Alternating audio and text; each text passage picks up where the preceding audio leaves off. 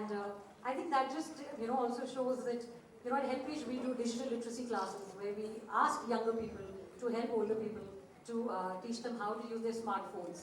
I'm very happy to see here that a lot of the people, especially the ladies here, सब अपना phone लाएंगे. So कोई SMS भी कर रहे हैं. So it's just good to see at least the people here are digitally empowered. And without further ado, of course, I don't think I need to introduce the person who's sitting next to me, but I still will, just to do a little bit of a memory check.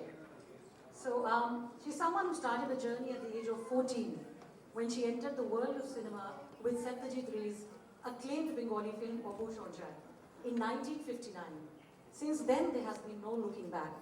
A national award-winning artist, her contribution to the world of cinema is undeniable.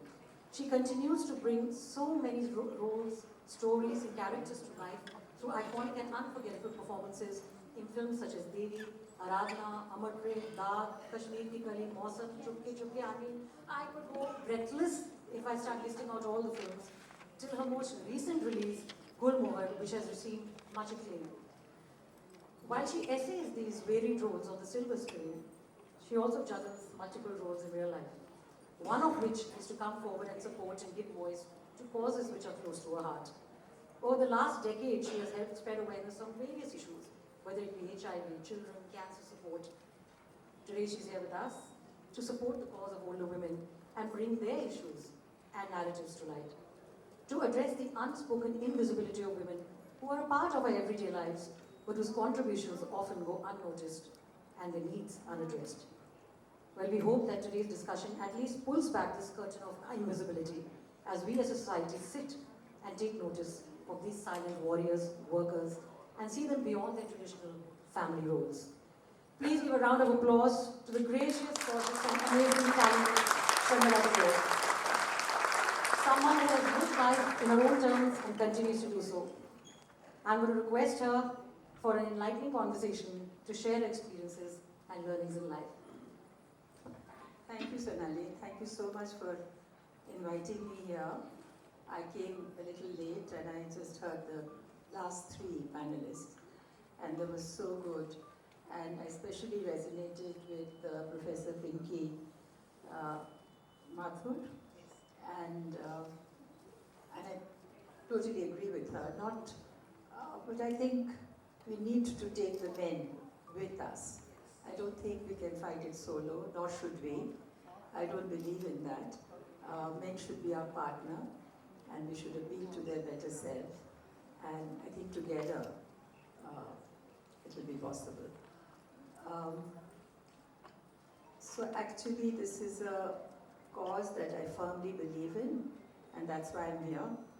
You called me, I think, about 3 days ago. Yes. So I said, yes, I must be here. So yes, you were going to ask me some questions, yes. I thought. So she's right, I called her 3 years ago, and it's very rare to get someone, who believes so strongly for a cause, and just so glad that she's here with us today. So, 64 years ago, at the age of 14, you're a young, unfamiliar girl to the world of cinema, you started working. And at that time, it was virtually uncommon for a young woman to step out of a protective environment and start working. What motivated you to, just start? You're very right, because at that time, in newly independent India, what year are we talking about? 50-something. And it was frowned upon when women went out to work. So, and yet people were working. It's not that they were sitting at home. They had to work. They had to augment the family income because the parents were getting old. And Mrinal Sen and Ritik Ghatak were making so many films where the woman's money was important, but they didn't respect the woman. The family did not respect the woman.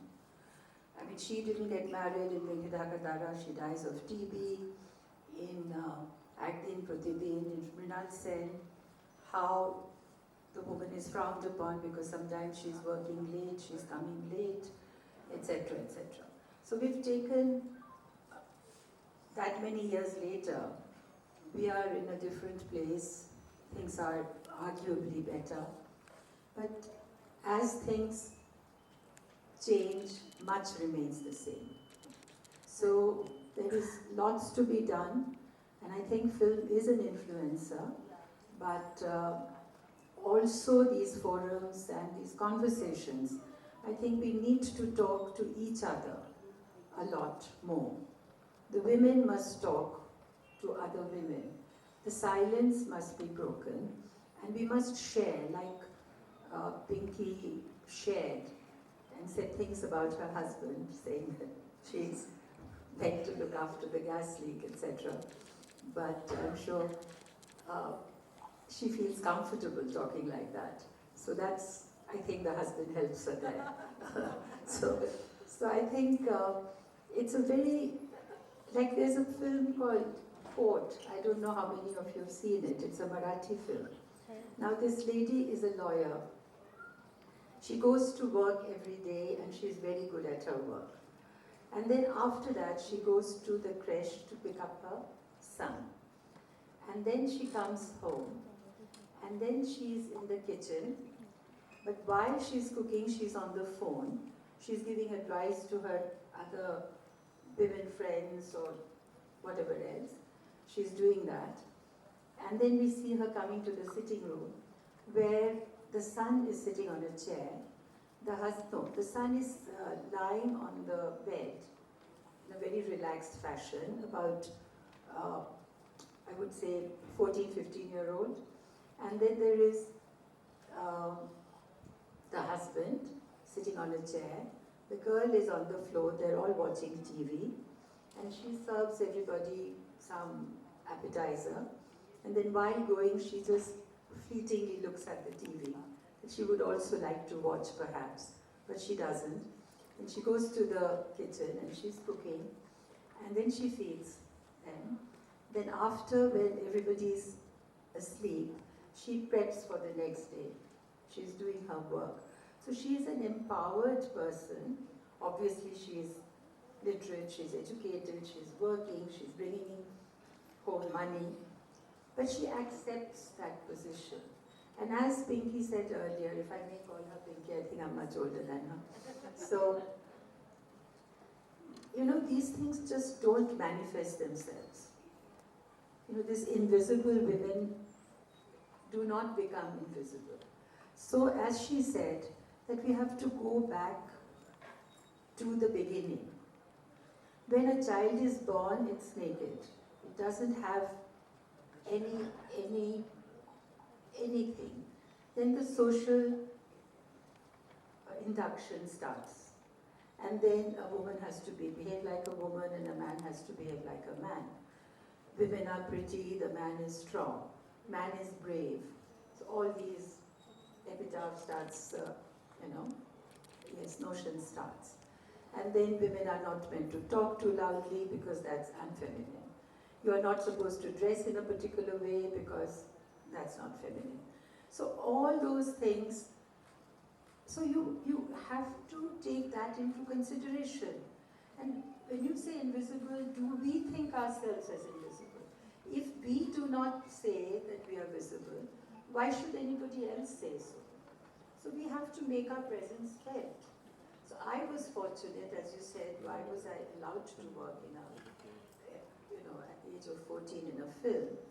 For the reason, because Satyajit Ray was making different kind of films, it was considered respectable, so there was I was allowed. So, but also the family was very forward-looking, including my grandmother, At some point, I read in your questionnaire that you were going to ask me that who are my role models. So most certainly my grandmother was. And I'm 78 now, my grandmother was then, I think, a little older. So she was so emancipated in her thinking and so forward-looking in her thinking. She didn't have beef herself, but her husband ate beef, so she cooked that for him. She always wore a sari in a Bengali